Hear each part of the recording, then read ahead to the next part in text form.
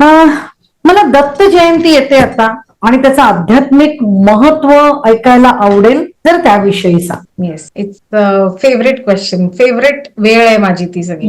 So Datta Jayanti म्हणजे golden era एकदम. त्यामध्ये आपण म्हणजे ते जे गोल्डन एरा मधले जे दत्तगुरु होते की नाही, 3 हेडेड त्रिमूर्ती, त्यांचा जन्मदिवस असतो ही जी आता दत्त जयंती येईल ती.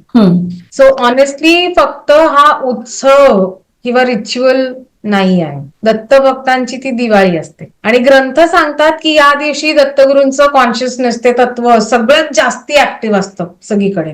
म्हणजे युनिव्हर्स इज फुल ऑन दत्त फ्रिक्वेन्सी मोड. पण ते अदरवाईज पण ते तसंच असतं, पण त्या दिवशी दॅट्स व्हॉट द ग्रंथ से.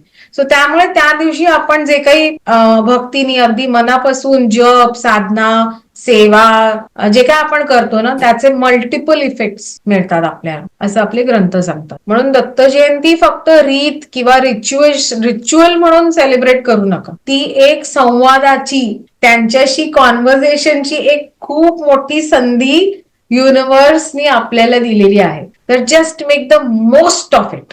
That's what I